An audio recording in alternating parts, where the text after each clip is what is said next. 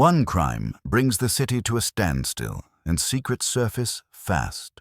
Welcome to Clue Law. I'm your host, Vale. Tell me in the comments where you're tuning in from. Your support matters. Into the story. If there's one thing that can sour a perfectly respectable morning at Nero Wolfe's brownstone, it isn't murder. Murder is vulgar, yes, but it's common. Like bad neckties and overcooked cabbage. No, the thing that really throws a wrench into the works is a proposal, especially one that arrives uninvited, before lunch, and carries the faint but unmistakable odor of trouble. It was 10 minutes past 10, which meant Wolfe was upstairs communing with his orchids, and the rest of the house was behaving itself. I was at my desk in the office, feet up, pencil in hand, contemplating whether the Times crossword editor had it in for me personally, when Fritz came in with the look. If you don't know the look, count yourself lucky.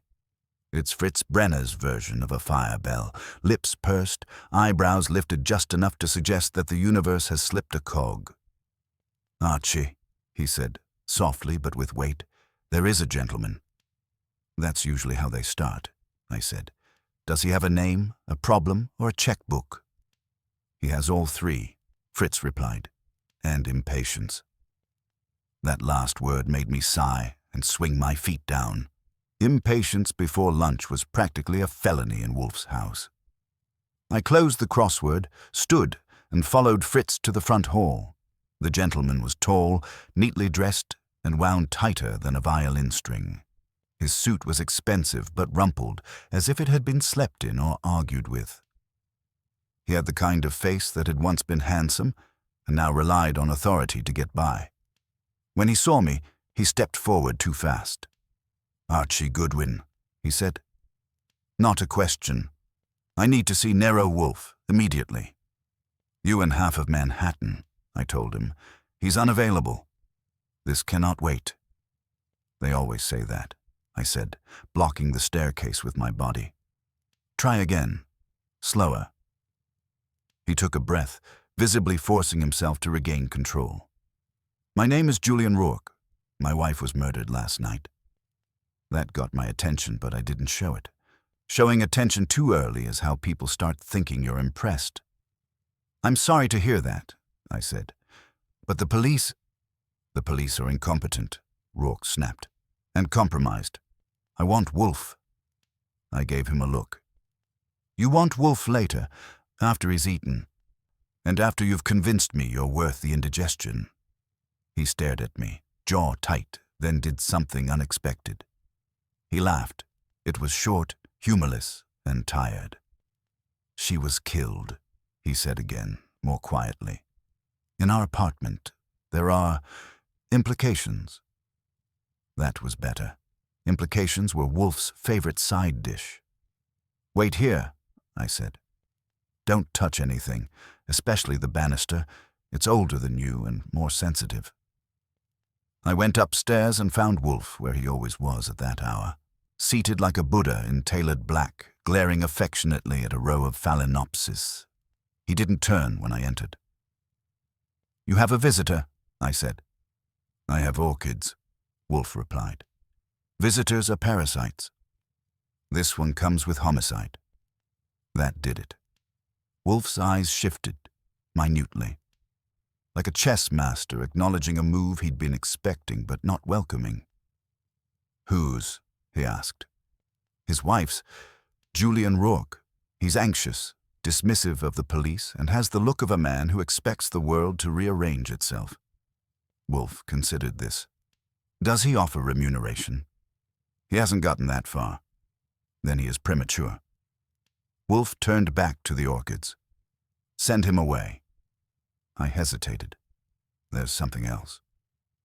Wolfe sighed, the kind of sigh that suggested my continued employment was a cosmic mystery. "Proceed." "He says there are implications." Wolfe turned fully then, eyes sharp. "That is not a word used lightly by the intelligent or the guilty. Sometimes both. Bring him in after I finish." I grinned. "I'll stall him with civility." Downstairs, Rourke was pacing like a caged attorney. I raised a hand. "He'll see you," I said. "Eventually." Rourke stopped. "When?" "When it suits him." "That's outrageous." "Welcome to the brownstone," I said. "Have a seat." He didn't, but he stayed. And while he waited, I noticed something else. His eyes kept flicking toward the office door, not the stairs. Like a man measuring the room he was about to disturb. That was the moment I knew we were in trouble. Not because someone had been murdered in New York. That happens before breakfast. But because Nero Wolfe had agreed to let the world in. And the world, in my experience, never wiped its feet.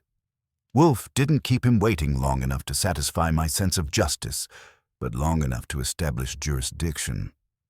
By the time I'd piloted Rourke into the office and pointed him toward the red leather chair, the house had fallen into its usual rhythm again.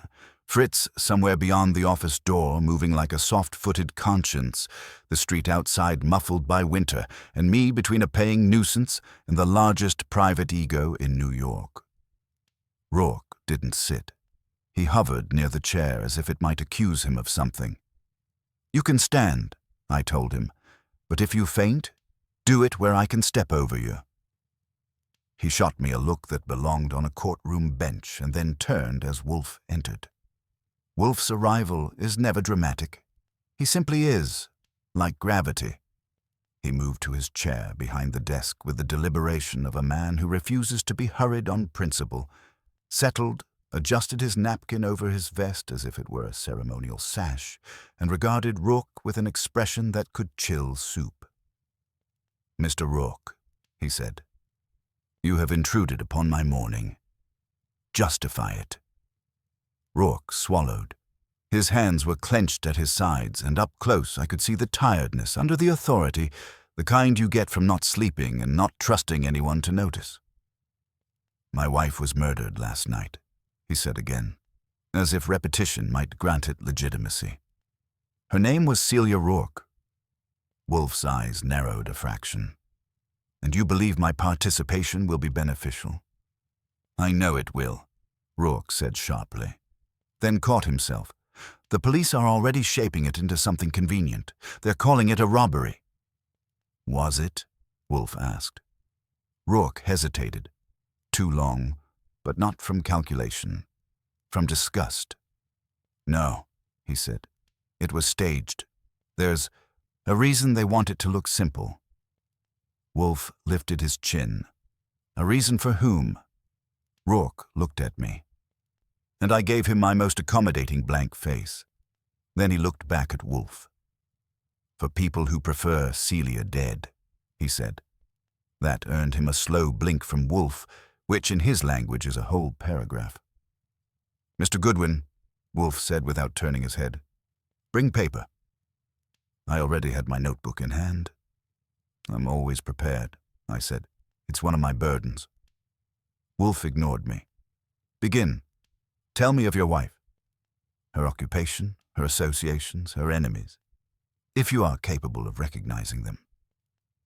Rourke finally sat, but he perched like a man on a hot stove. "She wasn't." He stopped, took a breath, and tried again.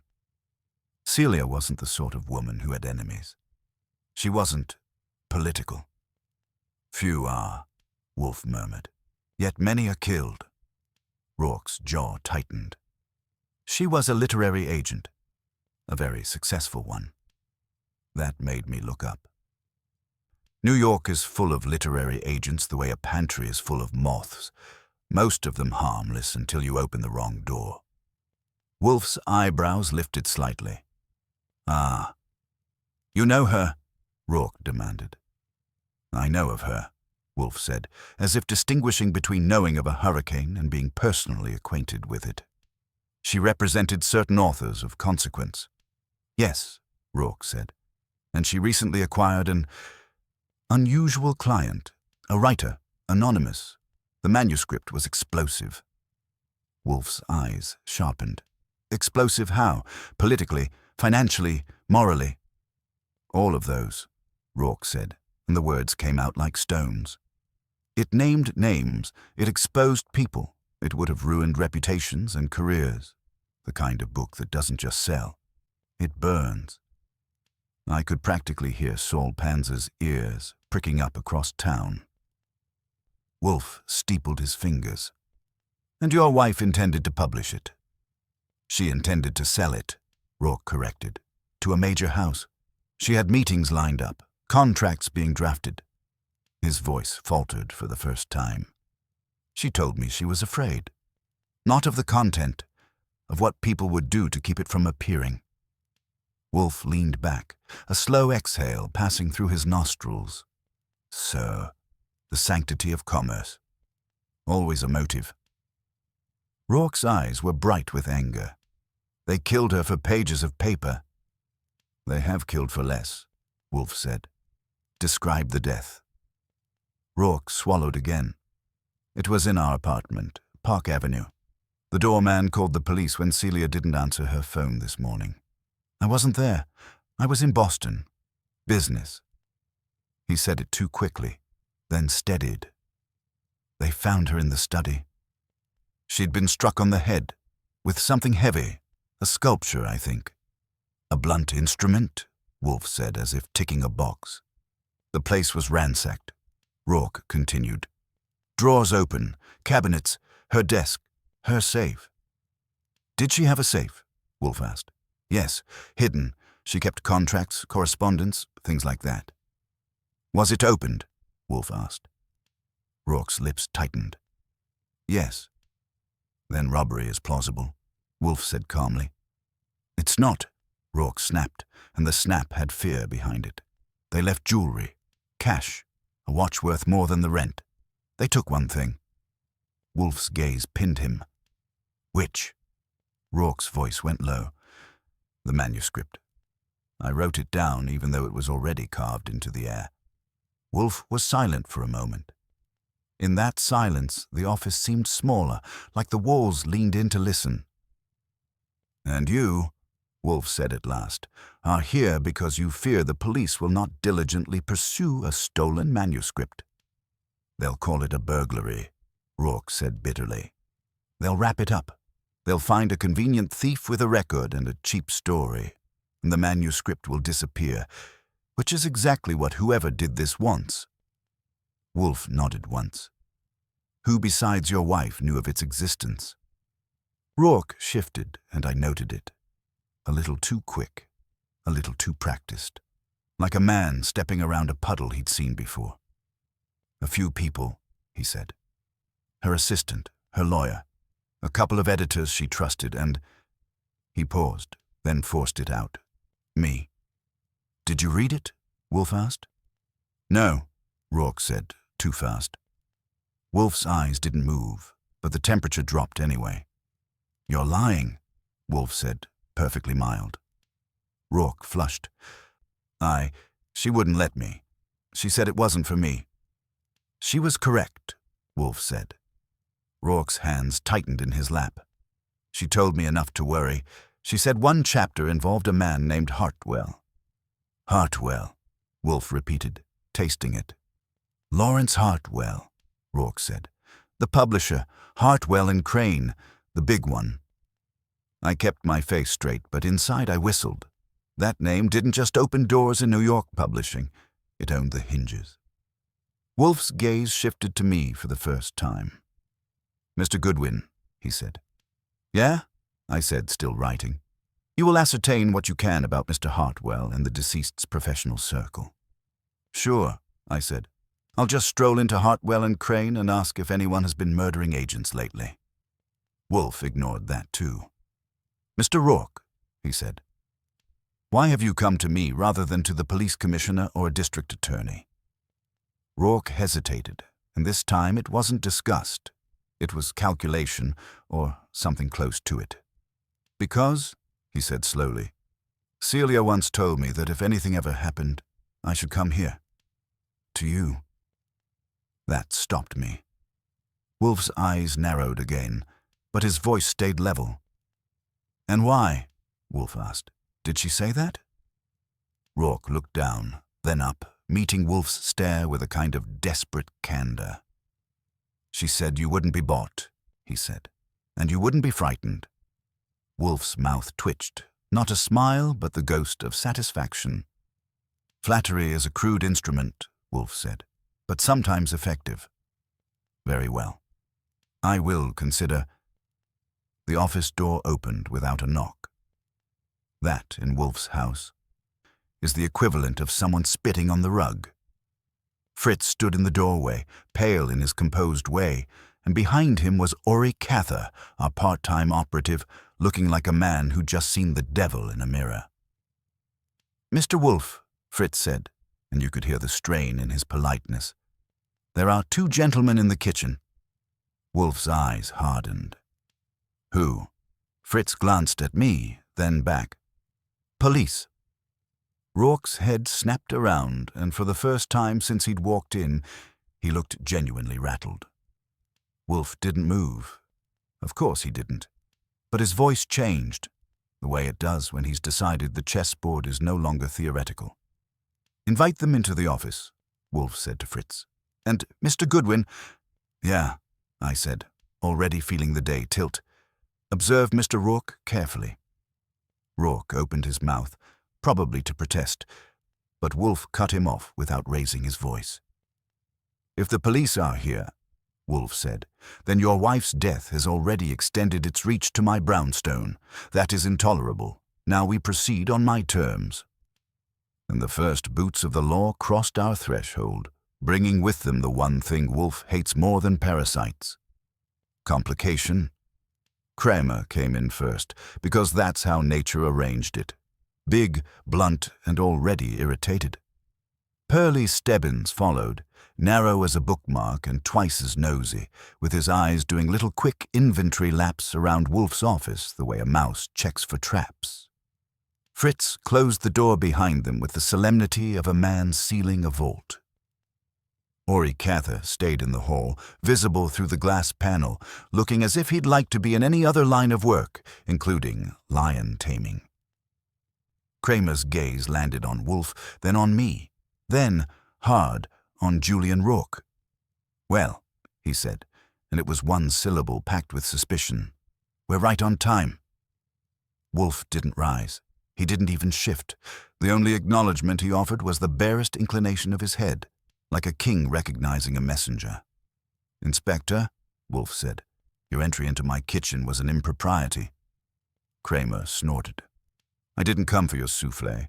I came for him." He jerked a thumb at Rourke. "Mr. Julian Rourke, we've been trying to reach you since 9. Rourke's face went stiff, and I watched him the way Wolfe had told me to, carefully, with the thought that a man's reactions are often the loudest testimony he gives. "I was on my way to the station," Rourke said. "I stopped here first." "Sure you did," Kramer said. "Because when a man's wife gets killed, he runs straight to a private detective." Wolfe's eyes chilled. "A private detective? Mr. Goodwin, have I missed a career change?" "Not yet," I said, "but my agent's pushing me." Stebbins cleared his throat, thin and eager.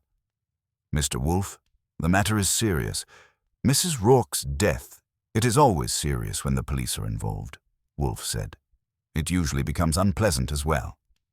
Kramer took a step closer to the desk, planting himself like a tree. "Listen, Wolfe, this isn't one of your games. We have a homicide. Mrs. Celia Rourke was found dead in her apartment this morning. Mr. Rourke here is the husband. He was out of town last night." "I am aware," Wolfe said evenly. "Mr. Rourke has been informing me." Kramer's eyes narrowed. "Yeah. Then you can also be informed that Mr. Rourke is required to answer questions. Now," Wolfe's voice stayed mild, "you may question him at the station. This is my home." Kramer's jaw worked. "We can question him wherever we find him." Wolfe's eyes flicked to Stebbins. "Is that your legal opinion, Sergeant?" Stebbins' Adam's apple bobbed. "We're not placing Mr. Rourke under arrest at this time. We're requesting his cooperation." Wolfe nodded once. "Then request it politely, and do so outside my home." Rourke shifted, and it wasn't relief. It was annoyance, like a man who'd expected Wolfe to stand between him and the police longer than a minute. I will cooperate, Rourke said, forcing calm. But I am not leaving until I have engaged Mr. Wolfe. Kramer stared at him. Engaged him for what? Rourke's mouth tightened. To find who killed my wife. Kramer barked a laugh. That's our job. It would be, Rourke said, if I believed you were doing it. That landed like a slap. Stebbins's eyes widened and Kramer's face turned a shade darker. Is that what you're telling people now? Kramer said. That the cops are compromised? Wolfe finally spoke into the space between them, careful and controlled, like a man laying down a ruler. Inspector, he said, you will not bellow in my office. It is not an arena. If you have questions, ask them. If you have accusations, prove them. Otherwise, I suggest you take your indignation to the street, where it will not interfere with my digestion. Kramer glared at him, but he didn't bellow. That's the thing about Wolfe. People think he's immovable because he's lazy, but it's really because he's certain. Kramer had tangled with that certainty enough times to know it could cut. All right, Kramer said, clipped. He looked at me. Goodwin, did he come here first thing? He came here, I said. First thing is a philosophical question. He looked like he'd been chewing on it a while. Stebbins stepped forward slightly, notebook ready. Mr. Rourke, where were you last night between 8 and midnight? Rourke's answer came out clean. Boston, the Lenox Hotel. I had dinner with 2 associates, then returned to my room. I can provide names. Kramer grunted. We'll check. When did you last see your wife? Yesterday morning, Rourke said. Before I left. Any quarrel? Stebbins asked. No, Rourke snapped, then softened. No. Kramer's eyes slid to Wolfe. Wolfe, what's he paying you? Wolfe's eyelids lowered a fraction. At the moment, nothing. Mr. Rourke has not yet completed the most essential aspect of commerce. Kramer's mouth twisted. Then why's he here? Wolfe glanced at Rourke, one cool look that made Rourke's posture tighten. Because, Wolfe said, his wife advised him to come to me if misfortune occurred. I find that interesting. Stebbins's pencil paused. Mrs. Rourke said that. Rourke's face flickered, something between regret and calculation. Yes. Kramer leaned in. Why would she say that, Rourke?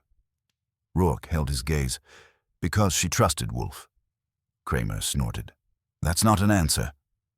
Wolfe interjected softly. It is an answer. It is simply not one you like. Kramer's eyes narrowed, then slid to me again. Did he mention anything about motive? I kept my voice neutral. He mentioned he thinks the burglary was staged. Stebbins looked up sharply. Staged how? Rourke spoke before I could. They took one thing, a manuscript. Stebbins's eyes went bright with interest. Kramer's didn't. They went cold. What manuscript? Kramer demanded.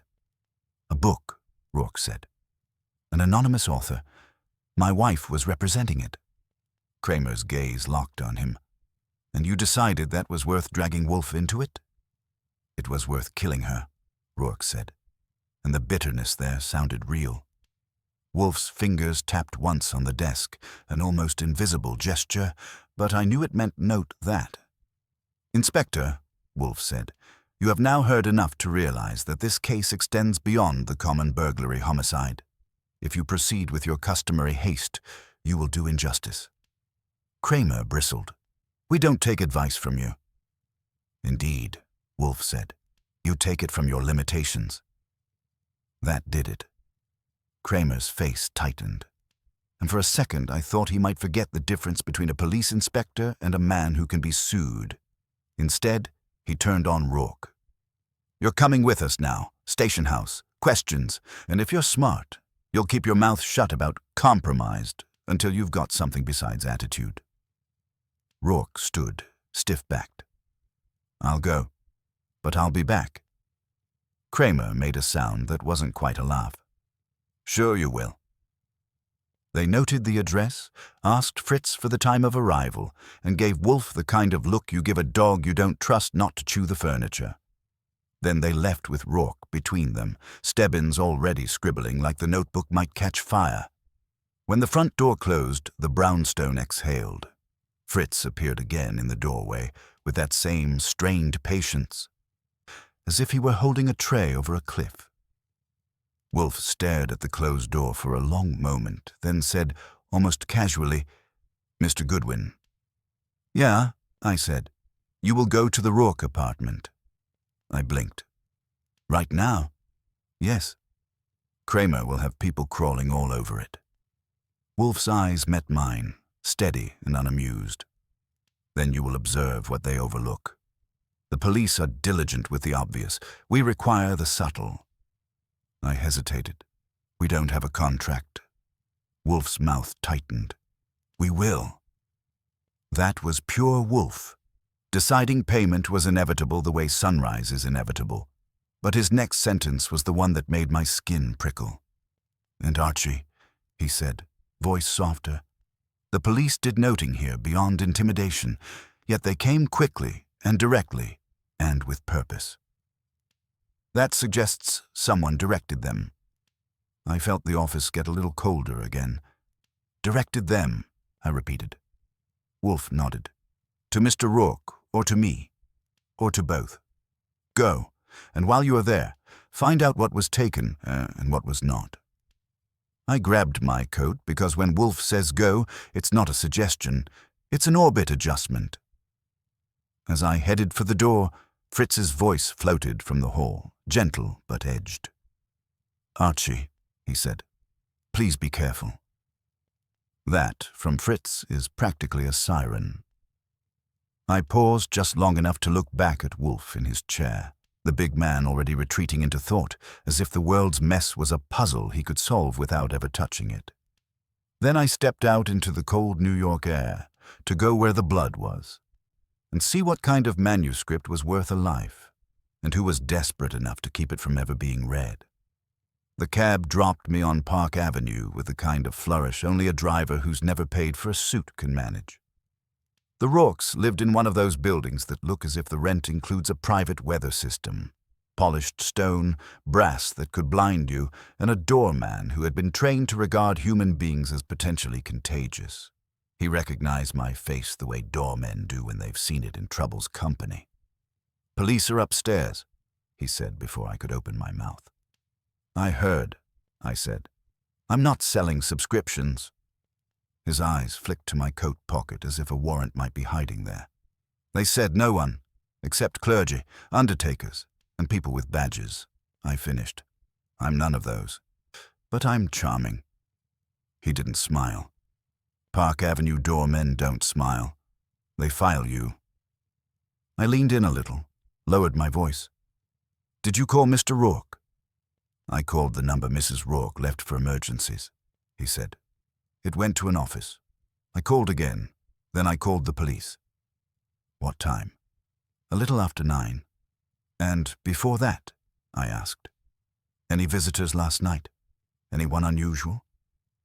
His expression tightened in the way that means he had the answer and didn't like giving it away. "There was a woman around 11. She said she was expected." "Name?" "She didn't give one. Mrs. Rourke often had people." "Description?" I asked. He hesitated, then decided I was less trouble than a detective. "Mid-30s, dark hair, red coat, a scarf. She looked expensive." "Did she go up?" I asked. "Yes." "And did she come down?" I asked. He looked away. "Not that I saw." That was the first brick in the wall, and it fit too neatly to be comforting. "Thanks," I told him. "If anyone asks, I'm a cousin from the Midwest with a weak bladder." He didn't react. He buzzed me in anyway, which in his world counted as hospitality.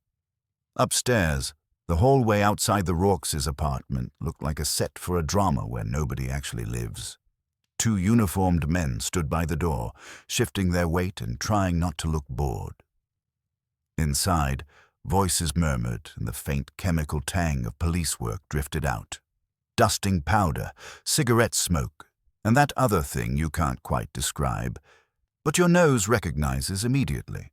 The blunt fact of violence. One of the uniforms held out an arm when he saw me. Authorized personnel only. I smiled. That's me. I'm personnel. He didn't smile back. Badge. I leaned in, dropped my voice. Tell Inspector Kramer I'm here. Archie Goodwin. That name travels. It shouldn't, but it does. The cop's expression changed. Just a fraction, like he'd been told a stray dog might bite. He went inside, and I waited in the hall where the carpet was thick enough to absorb guilt. After a minute, Kramer's voice barked from within, and the uniform waved me in as if he were doing me a favor. The apartment was big, tasteful, and suddenly very small because of all the bodies jammed into it. 2 detectives in plain clothes, a couple of uniforms, a man with a camera, and a stocky technician in a white coat bent over the study doorway as if examining a shrine. Kramer spotted me and scowled. "What the hell are you doing here?" "Wolfe sent me," I said. "He said to observe what you overlook." Kramer's scowl deepened. "Tell Wolfe to go observe his orchids." "Already did," I said. He preferred this. Stebbins was there too, hovering with his notebook like a mosquito with a degree. He looked up at me with open curiosity, as if I were a new species of nuisance. "This is an active crime scene," Stebbins said, righteous. "You have no standing." "I have legs," I told him. "And Wolfe has a habit of standing on people when necessary." Kramer jerked his head toward the living room. "Stay out of the study, don't touch anything, and if you get in the way, I'll personally toss you down the elevator shaft." "Elevator's too slow," as I said. "Stairs would be quicker." He ignored that, which was wise, and went back to barking at a detective about canvas prints and fingerprints. I did what Wolfe pays me for. I used my eyes without advertising it. The living room was immaculate in that staged way money can buy. Cream sofa, glass tables, art that looked expensive and meant nothing. But the air wasn't staged. It was wrong. There was a faint metallic edge that didn't belong in a room designed for martinis. A woman sat on a chair near the window, hands clenched around a handkerchief. She looked like she'd been crying and resented everyone for noticing. Late 20s, sleek hair, smart skirt, the kind of competent pretty that makes bosses overconfident. An assistant, I guessed, the kind who knows every appointment and every secret and gets paid to pretend she doesn't. I crossed the room, careful to keep my hands in my pockets. "Archie Goodwin," I said softly. "I'm working with Nero Wolfe." Her head snapped up.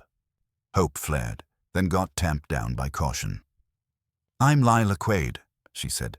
"Celia's assistant." "Sorry about your boss," I said. "Where were you when you heard?" "At my apartment," she said, stiff. "I came as soon as I could. They wouldn't let me see her." "No," I agreed. "Police have funny ideas about manners." Her eyes flicked toward the study doorway, then away. "They keep asking me about a manuscript." "That's because someone stole it," I said. Her lips pressed together. "I told them what I know, which isn't much." "That line usually means it's much," I said pleasantly. "Who knew about it?" She swallowed. "Celia was careful. She told me to schedule meetings, but she didn't let me read it. She called it poison." "Did anyone come here last night?" I asked. Her eyes widened slightly. "No, not that I let it hang, and she corrected herself. "There was someone, a woman. She came late. Celia told me not to log her." That made my ears perk. "Description: dark hair, red coat." Lila's voice tightened. "How did you—" "Doorman's got better memory than you," I said. "Who was she?" Lila shook her head quickly. "I don't know. Celia didn't introduce her. She just said she was from the publishing side." "That's like saying someone is from the ocean," I muttered. Did she leave? I left before she did, Lila said, and her cheeks colored with shame or fear. Celia told me to go home. She said she'd call if she needed anything. And she didn't, I said. Lila's handkerchief twisted. No. I glanced toward the study again. A technician emerged, pulling off gloves, face neutral in the way people learn to make it when they see too much. Kramer caught my eye and barked, "Goodwin, stay where you are." I raised a hand. "I'm behaving. It's my second-best talent." He grunted and turned away. That gave me a moment to scan the room again. What was disturbed? What wasn't? There was an open bar cabinet with bottles still neatly aligned. A drawer in a side table pulled out halfway, empty except for a few pens and a notepad. But on the mantel, something caught my attention. A framed photograph had been shifted. Not knocked over, not broken, just moved a couple of inches, as if someone had picked it up and put it down again carefully. I walked over, slow, as if I were admiring the decor. The photo showed Celia Rourke with a man, Julian probably, at some gala, both smiling with that public, practiced warmth. The frame was heavy, the back sealed with paper. I didn't touch it. I leaned close enough to see the edge of the paper backing. It was torn, just slightly in one corner. Fresh tear. Someone had opened it and resealed it badly. That wasn't burglary. Burglars don't take the time to pry open a frame neatly and then put it back on a mantel straight. That was someone looking for something small, something hidden, something Celia didn't trust drawers with. I stepped back as Stebbins drifted near, eyes sharp. "What are you staring at?" he asked. "Art," I said. "I'm developing taste." He frowned. "This isn't the time." "Tell that to whoever went digging behind the happy couple," I said lightly. His eyes snapped to the frame. For a second, his expression went blank. Then he recovered too fast. "No one touched that," he said. That's when my stomach did the little flip it does when Wolfe's voice in my head says, "Note that." Stebbins hadn't asked if it had been touched. He'd asserted it. I looked at him, smiled. "Sure," I said. "And I'm the mayor." He stiffened. "Goodwin." Kramer's voice cut across the room. "Stebbins, in here." Stebbins turned away, and the back of his neck was red. I watched him go, then looked back at Lila Quaid. "Who else has been here since the police arrived?" I asked. She hesitated. "A lawyer, Mr. Kessler, Celia's attorney, and—" She lowered her voice. "A man from Hartwell and Crane came by, but they wouldn't let him in." He was furious. "Name?" I asked. "Graham Sloane," she said. "He's Hartwell's. Executive something. He handles acquisitions." I filed that away.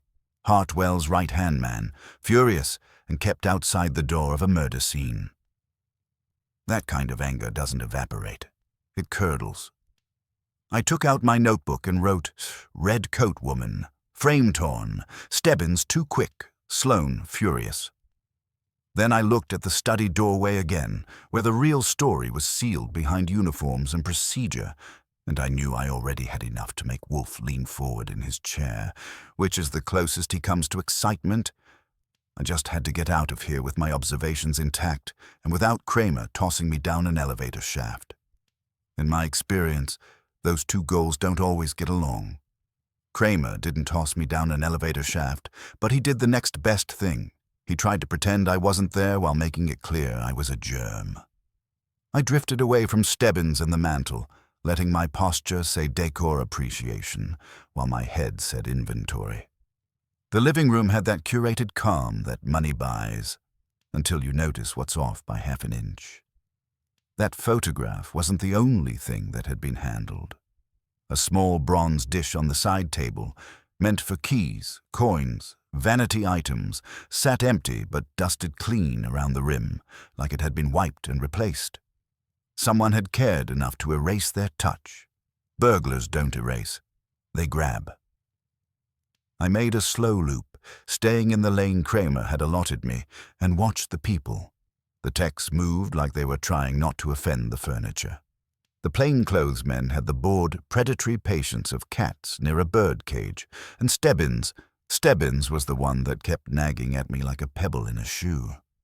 He was too quick, too certain, too eager to define what hadn't happened. I caught Lila Quade's eye and gave her a small nod toward the hall. She hesitated, then followed me as if she'd suddenly remembered an appointment with the wallpaper. Near the coat closet, out of the main traffic, I lowered my voice. "That woman in the red coat, did Celia call her by a name?" Lila's mouth tightened. "No. Did you?" "She didn't give one," Lila said, then added hurriedly. "Celia acted like she knew her, like it wasn't a surprise." "Then why tell you not to log her?" I asked. Lila looked down. "Because Celia didn't want a record." "Of the woman," I said. "Or of the meeting?" Lila's eyes flicked up. "Both," I nodded. "What about the manuscript? Where did Celia keep it?" Lila shook her head.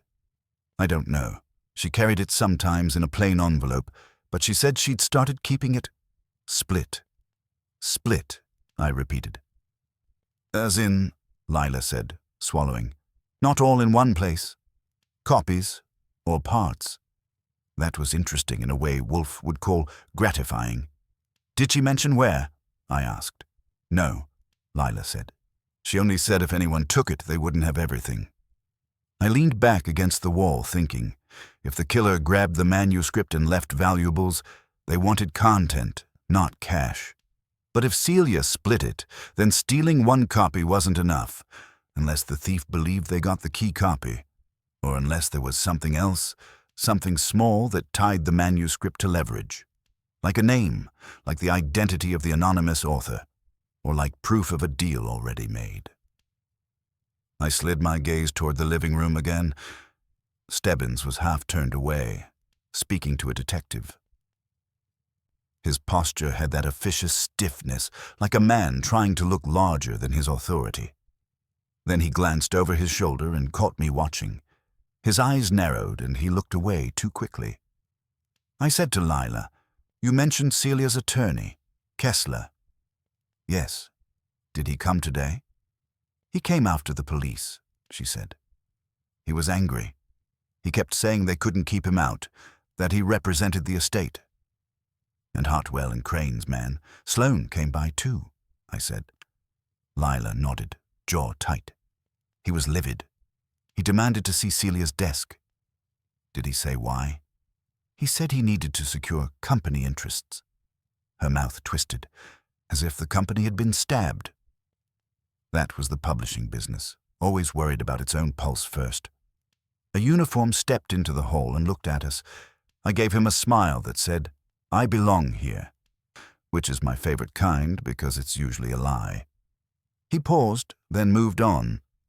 Lila exhaled shakily. "Is Nero Wolfe really going to help?" she asked. "He will," I said. "Once he decides it's already done." Her eyes glistened.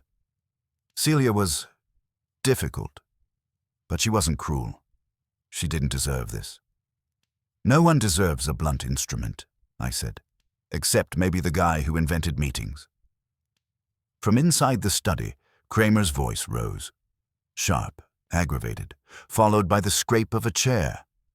Then Kramer himself appeared in the hall, big shoulders filling the doorway like he'd been built to block exits.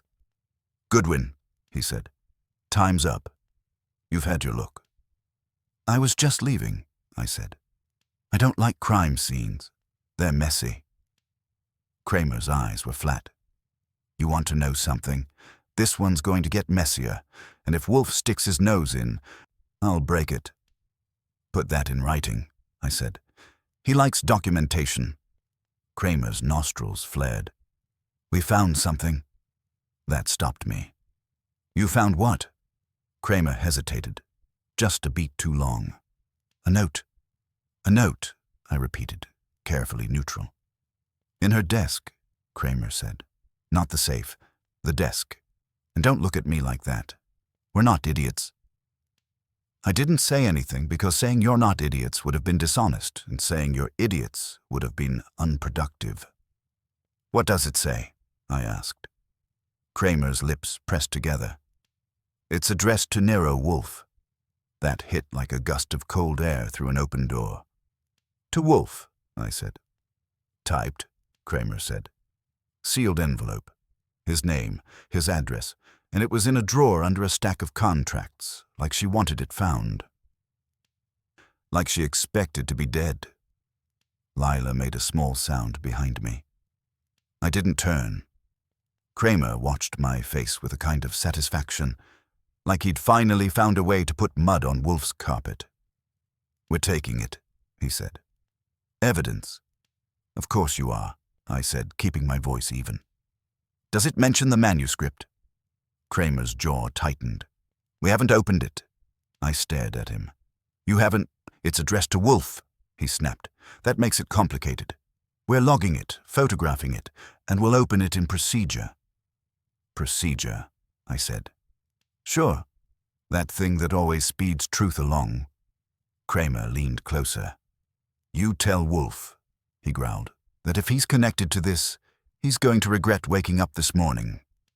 I'll tell him, I said. But he doesn't regret waking up. He regrets other people doing it. Kramer turned away, barking at a uniform to escort me out. I didn't resist. Resistance is for men who don't have better options, and I had Wolfe, which is usually the best option and occasionally the most dangerous one. As we rode down in the elevator, slow, quiet, too polished for grief, I kept replaying Kramer's words. A sealed envelope addressed to Wolfe, hidden under contracts, meant to be found. That wasn't just a hook. That was a hand reaching across the line between business and murder and grabbing Wolfe by the lapel. Outside, the doorman watched me with that same guarded professionalism, but now there was something else in his eyes. Interest, the kind that spreads in buildings like this when tragedy becomes gossip. I paused just long enough to ask, casually, that woman in the red coat, did she sign in? His mouth tightened. No? Did she know she didn't have to? I asked. He hesitated, then nodded once. That wasn't a visitor. That was someone with privilege, or someone who acted like it. I stepped out onto Park Avenue, the cold biting my cheeks, and flagged a cab. On the ride back to the brownstone, I kept thinking about the torn backing on the photo frame and Lila's word, split, and now this, a letter meant for Wolfe. If Celia had planned for Wolfe to be involved, then either she was paranoid enough to write her own posthumous memo, or she knew something was coming and wanted Wolfe positioned like a trap. And if someone else had planted that letter to drag Wolfe in, then the killer wasn't just trying to bury a manuscript. They were trying to control the one mind in New York that could pry it back open. When I got to the brownstone, Fritz opened the door before I rang, as if he'd been listening for my footsteps. I walked straight to the office. Wolfe was in his chair, hands folded, eyes on nothing, looking like a man who had already solved 3 problems and was deciding whether the 4th was worth his time. I didn't sit. I just said it. Kramer found a sealed envelope in Celia Rourke's desk, I told him. Addressed to you. Wolfe's eyes moved, just slightly, but the air in the room shifted as if a curtain had been pulled. Ah, he said softly. So the disturbance has acquired intention. And, I added, there was a woman in a red coat who went up to the apartment around 11 last night and apparently never came down. Wolfe's gaze pinned me. Describe everything, he said. So I did. And while I talked, I watched Wolfe's face. Because when Wolfe listens, he doesn't just hear words, he weighs them. And somewhere in the weight of a torn photograph backing, a missing manuscript, a privileged stranger in red, and a letter meant to reach this very room, he was already beginning to choose the shape of the net. Wolfe listened the way a vault listens, without expression, without interruption, but with the certainty that everything said would be stored, sorted, and eventually used against someone. I gave him the whole string. The doorman's red coat visitor at 11, Lila Quade's confirmation that Celia told her not to log the woman, the peculiar care taken with the apartment's ransacking. The photograph on the mantel shifted and its backing torn, Stebbins' too-quick denial, and Kramer's little bombshell about the sealed envelope addressed to Wolfe. When I finished, I stood there a second, letting the silence settle. Wolfe's eyes were half-lidded, fixed somewhere just above my shoulder, as if the air itself had become a chalkboard. At last he spoke, and as usual, it wasn't what I expected. Mrs. Rourke, he said, was prudent. By getting murdered? I asked. By anticipating her own inconvenience, Wolfe replied. She prepared a communication to me. That is either evidence of foresight or of manipulation. You think she wrote it, I said.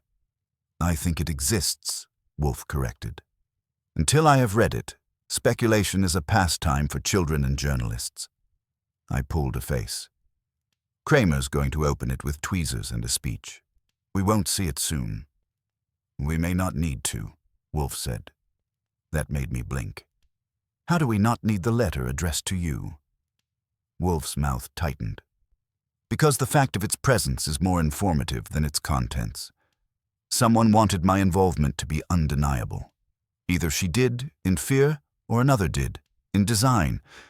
In either case, I have been invited. Invited, I said. That's one word for it. Wolfe shifted a fraction in his chair, which is his version of pacing. The woman in the red coat, known to the doorman as entitled, known to Mrs. Rourke as unrecorded, was admitted late. She may have left by a service exit, by the stairs, or by the simple method of not being observed. Or, he added almost casually, she may not have left at all. I pictured the apartment again, its clean lines, its quiet, its wrongness.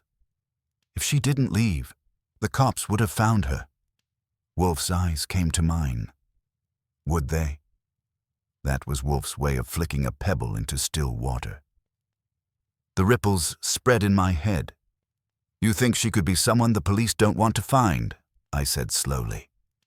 I think, Wolfe said, that the police find what their attention is directed to find. Directed, I echoed, remembering his earlier word. Wolfe nodded once. Inspector Kramer arrived here promptly, and with purpose. That suggests influence. I went to the chair opposite his desk and sat, because the conversation had reached the point where I'd either sit or start tapping my foot and get reprimanded for disturbing the air. So, I said, what's our move? We still don't have a retainer. Wolfe's gaze was steady. We will. That's faith, I said. That is arithmetic, Wolfe corrected. Mr. Rourke requires results. The police will provide him procedure and suspicion. I will provide him certainty. He will pay for certainty. Assuming he can, I said. Or assuming he wants you to know what you'll be certain about. Wolfe's eyes narrowed slightly, a sign I'd hit something worth attention. Indeed. He is not a simple husband. He is an interested participant. You think he's hiding something, I said.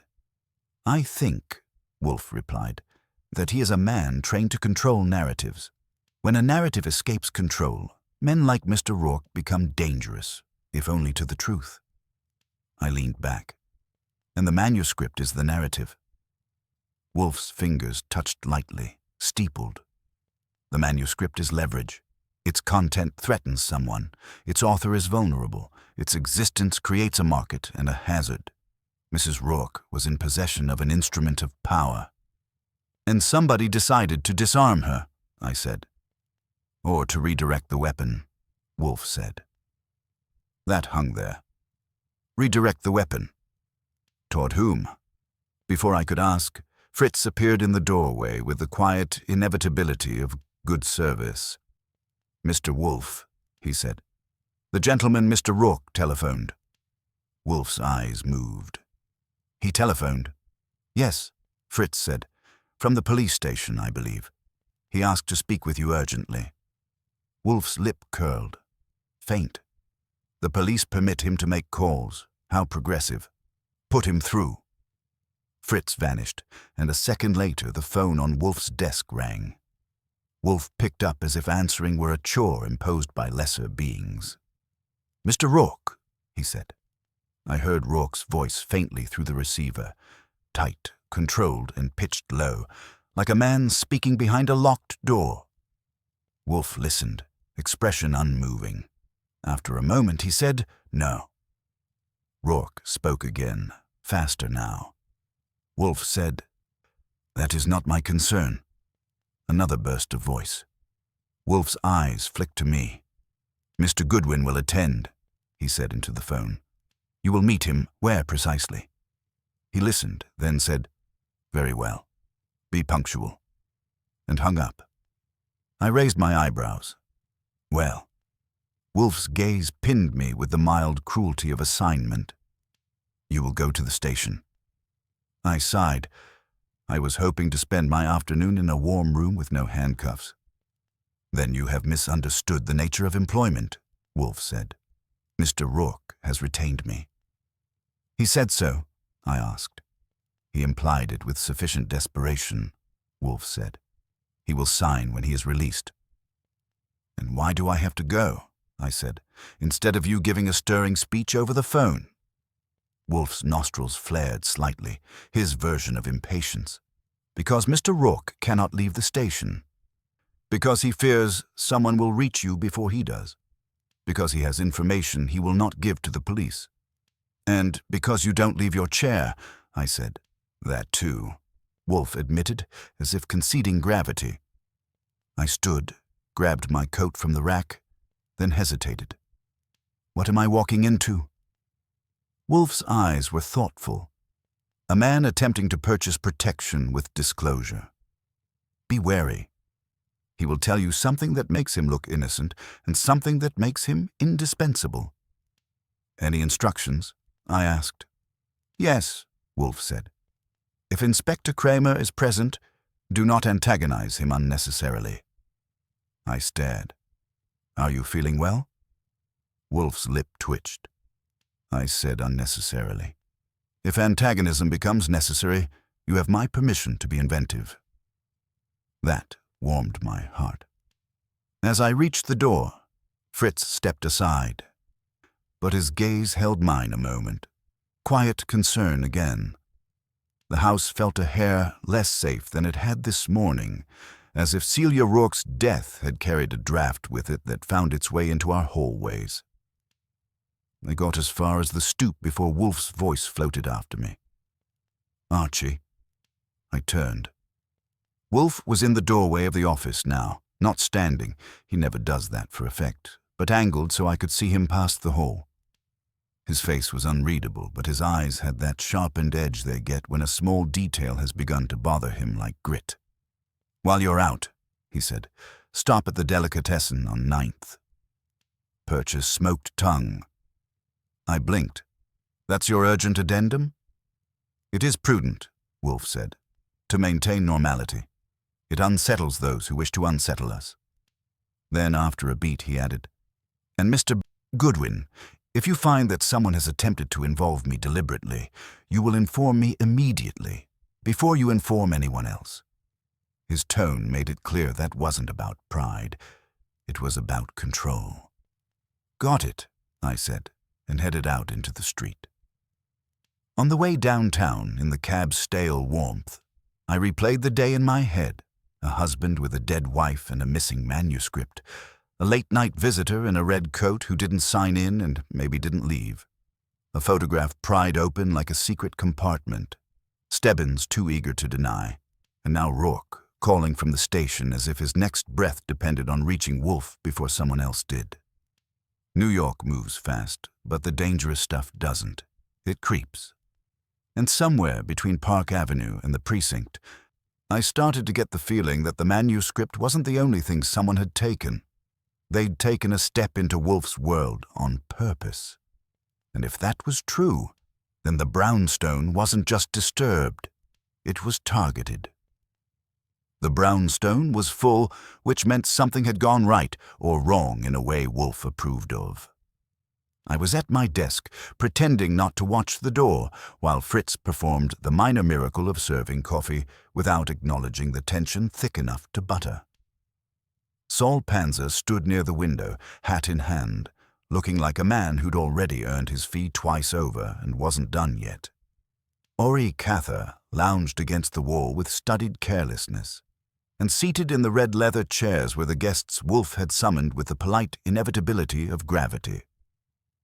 Julian Rourke sat stiff-backed, hands folded, face carefully neutral. Lila Quaid perched on the edge of her chair like a woman afraid the furniture might accuse her. Graham Sloane, Hartwell and Crane's acquisitions bulldog, looked annoyed at being inconvenienced and offended at being suspected. And finally, Sergeant Pearlie Stebbins sat a little too straight, eyes darting, jaw set. Inspector Kramer stood by the door, arms crossed, pretending this was all a waste of his time. Wolfe regarded them from his chair, vast and immovable, fingers steepled, expression bland enough to be dangerous. "Thank you for attending," Wolfe began. "I dislike gatherings. They encourage duplication. Nevertheless, clarity occasionally requires witnesses." Kramer snorted. "If you think you're running an interrogation, I am not," Wolfe said calmly. "I am conducting an explanation. You may listen." That shut Kramer up, not permanently, but temporarily, which is usually enough. Wolfe turned his gaze to Rourke. "Mr. Rourke, you told Mr. Goodwin that your wife feared publication of a manuscript might provoke violence." Rourke nodded. "Yes." "You omitted," Wolfe continued, "that you had read portions of it." Rourke stiffened. "I told you. You lied," Wolfe said mildly. "You read enough to understand its implications. Enough to know that its author was not merely anonymous, but protected by intermediaries." Rourke's lips thinned. "I was trying to protect her. By controlling information," Wolfe said. "A common confusion." Wolfe shifted his gaze to Sloane. "Mr. Sloane, you came to the Rourke apartment the morning of Mrs. Rourke's death, furious that the police barred you." Sloane bristled. "I represent my company's interests." "Indeed," Wolfe said. "Hartwell and Crane had been in negotiations for the manuscript." Sloane hesitated. "Preliminary discussions." "Which Mrs. Rourke delayed," Wolfe said, "because she had already sold the manuscript, conditionally." That landed. Lila gasped softly. Sloane's face flushed. "That's absurd!" Sloane snapped. "She hadn't." "She had," Wolfe said. "To a shell entity. A holding firm designed to conceal the buyer's identity. The buyer, Mr. Sloane, was not a publishing house." Silence. Wolfe turned his head slightly. "Mr. Goodwin." I stood. The manuscript wasn't just explosive. It was actionable. It named names, but more importantly, it documented payments, intermediaries, and enforcement. Corporate favors disguised as philanthropy. Political pressure laundered through foundations. And the author, whoever they are, retained copies of corroborating evidence. Kramer shifted. Stebbins went pale. Wolfe continued. Mrs. Rourke split the manuscript and its supporting materials. One portion she concealed behind a photograph frame on her mantel. The torn backing, Mr. Goodwin observed, was not clumsy burglary. It was a careful retrieval. Wolfe's eyes settled on Stebbins. "You retrieved it," Wolfe said. Stebbins jerked upright. "That's insane." "You were the first officer on scene with unsupervised access," Wolfe said. "You denied the photograph had been touched before being asked, and you ensured the investigation focused on robbery rather than motive." Kramer turned slowly. "Stebbins." Stebbins's mouth opened, then closed. Sweat dotted his forehead. Wolfe went on, relentless but calm. "You were also present when Mrs. Rourke's letter to me was found. That letter was not written by her." Rourke looked up sharply. What? It was planted, Wolfe said. Typed, sealed, and addressed to ensure my involvement and to frame the narrative. You, Sergeant, had motive and opportunity. Stebbins laughed, brittle. You can't prove. Saul Panzer spoke for the first time. I can. All eyes swung to Saul. I followed the money, Saul said quietly. Payments routed through a private security consultancy, retainers, bonuses, all tied back to a discretionary fund administered by a foundation with close ties to Hartwell and Crane's board. Sloane stood. This is outrageous. And you, Wolfe said, cutting him off, arranged for a private intermediary to pressure Mrs. Rourke, a woman in a red coat, known to the doorman, accustomed to unlogged access. Lila's eyes widened. That woman was not a killer, Wolfe said. She was a courier. She retrieved what she believed was the complete manuscript and left before midnight. Rourke swallowed. Then who, sir? Wolfe's gaze returned to Stebbins. When Mrs. Rourke realized she had been deceived, when she confronted the reality that the manuscript's theft would not end the danger, she attempted to contact me. She was interrupted. Stebbins bolted. It was a bad choice in a room full of men who make a living anticipating bad choices. Kramer moved fast. Ori was faster. Stebbins made it 2 steps before Ori hooked his ankle, and Saul calmly removed the possibility of further motion. Kramer hauled Stebbins up, fury written in block letters across his face. You son of a... Inspector, Wolfe said mildly, control yourself. You have a suspect, a motive, and corroboration. That should suffice. Kramer stared at Wolfe, then at Stebbins, then shook his head. You planned this. I dislike improvisation, Wolfe replied. Kramer cuffed Stebbins and turned to Sloane. You're not leaving either. Sloane sagged into his chair, face gray. When they were gone, Stebbins dragged out protesting, Sloane escorted with venomous courtesy. The brownstone seemed to breathe again. Rourke stood slowly. My wife, he said hoarsely. She tried to stop this. Yes, Wolfe said, and succeeded. The remaining materials are secure. They will surface. Rourke nodded, defeated and relieved in equal measure. I'll honor the retainer. I assumed you would, Wolfe said. Lila rose next, eyes wet but steady. Celia would have liked this, she said. She would have preferred to be alive, Wolfe replied, but she settled for justice. At last. Only Wolfe and I remained. The house returned to its proper quiet. Fritz appeared as if summoned by balance itself. Dinner is served, Fritz said. Wolfe rose with effort and dignity, moving toward the dining room. At the threshold, he paused. Archie, he said. Yeah? Human folly, Wolfe said, is rarely subtle. But when it dresses itself as sophistication, it becomes lethal. I nodded. What about appetite? Wolfe considered. Justice improves it. Dinner was excellent. Later, as I sat at my desk, I wrote the last line in my notebook and kept my pen. Another disturbance resolved, another illusion punctured, and the brownstone, for tonight at least, was at peace, while New York went on pretending it didn't need men like Nero Wolfe to remind it that secrets always cost more than they're worth.